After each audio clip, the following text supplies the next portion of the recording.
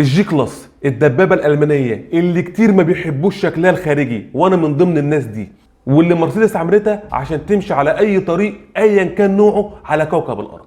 في الرمله رايحه، في الصحراء رايحه، في الطين رايحه، في المطره رايحه، في التلج رايحه، ايا كان الطريق العربيه دي رايحه فيه ما بتقولش لا. العربيه دي بتيجي باصدارين، الاصدار العادي اللي هو جي 550، ده الاصدار العادي، بتيجي بموتور 4000 سي سي في 8 بالتربو، بيخرج 416 حصان، 610 نيوتن متر عزم، بيخلي العربيه بتجيب من 0 ل 100 في 5.6 من 10 ثانيه، ودي بتيجي بسعر بيبدا من 140,000 دولار.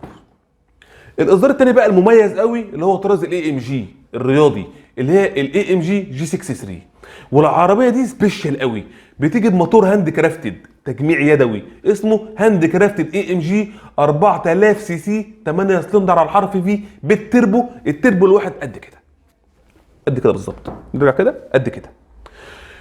الموتور ده بيخرج 577 حصان و850 نيوتن متر عزم، بيخلي العربيه اللي وزنها معدي ال 2 طن وشويه بتجيب من 0 ل 100 في 4 ثواني و5 من 10 جزء من الثانيه.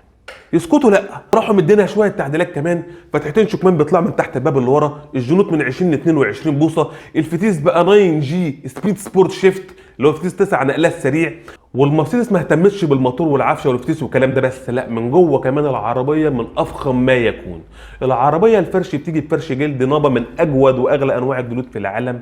الطابلو والكونسوله والزوايا عاوزهم خشب طبيعي تلاقي، عاوزهم كربون فايبر تلاقي، عاوزهم تطعيمات من الالومنيوم تلاقي. بتخش على السايت بتاع شركه تنقي يا باشا اللي نفسك فيه وشركه مرسيدس تعمله لك.